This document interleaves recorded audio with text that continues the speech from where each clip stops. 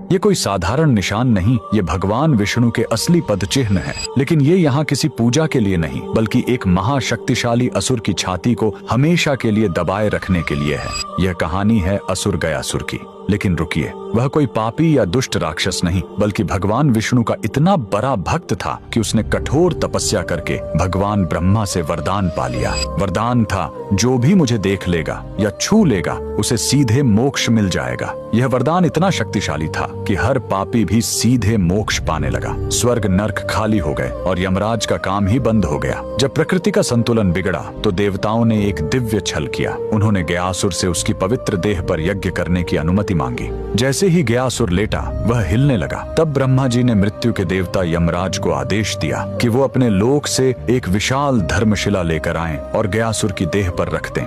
लेकिन गयासुर फिर भी हिलता रहा।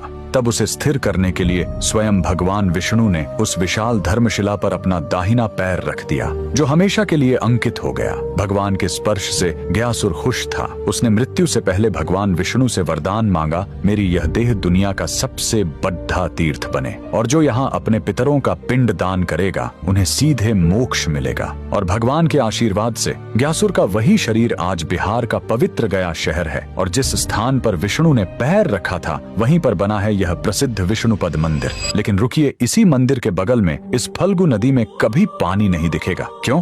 कहते हैं, जब भगवान राम और लक्ष्मण अपने पिता के पिंड दान की सामग्री लेने गए थे, तब राजा दशरथ की आत्मा स्वयं प्रकट हो गई और उन्होंने माता सीता से ही पिंड दान मांग लिया। तब सीता जी ने फल्गु नदी की रेत से ही पिंड बनाए। उनके हाथों में रेत भी अन्न के पिंड के बराबर हो गए और फल्गु नदी एक गाय और एक ब्राह्मण को गवाह बनाया। लेकिन जब राम जी लौटे तो उन्हें इस बात पर विश्वास नहीं हुआ कि बिना सामग्री के पिंड दान कैसे हो सकता है। और राम के अविश्वास को देखकर तीनों गवाह डर गए और झूठ बोल गए। तब क्रोधित होकर सीता जी ने तीनों को श्राप दे दिया और फल्गु नदी को श्राप मिला कि तुम हमेशा सतह के नीचे ही बहोगी। कमेंट में जय श्री विष्णु जरूर लिखें।